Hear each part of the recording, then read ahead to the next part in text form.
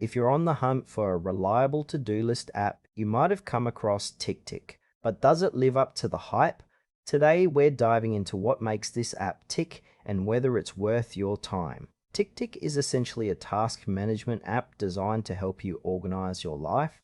At first glance, the interface feels clean and user-friendly, which is a huge plus. You can create tasks, set deadlines, and even categorize them into lists, making it quite versatile for different needs, whether personal or professional.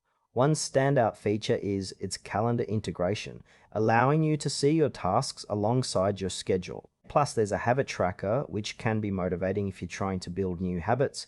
However, while it's packed with features, some users might find the abundance of options a bit overwhelming at first.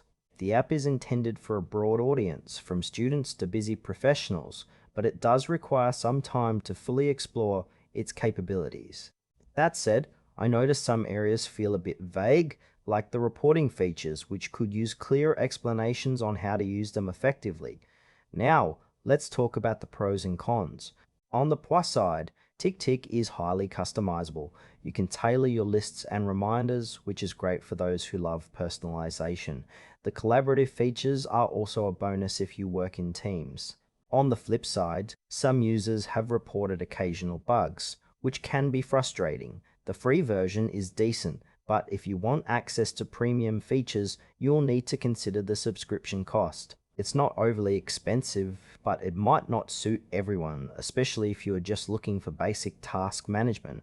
Lastly, those who prefer minimalistic apps might feel overwhelmed by the number of features and options this app offers. So, who should consider TickTick? If you're someone who loves to organize and needs a robust task management system, it's definitely worth trying out. However, if you prefer a straightforward, no-frills approach to to-do lists, you might want to explore simpler alternatives.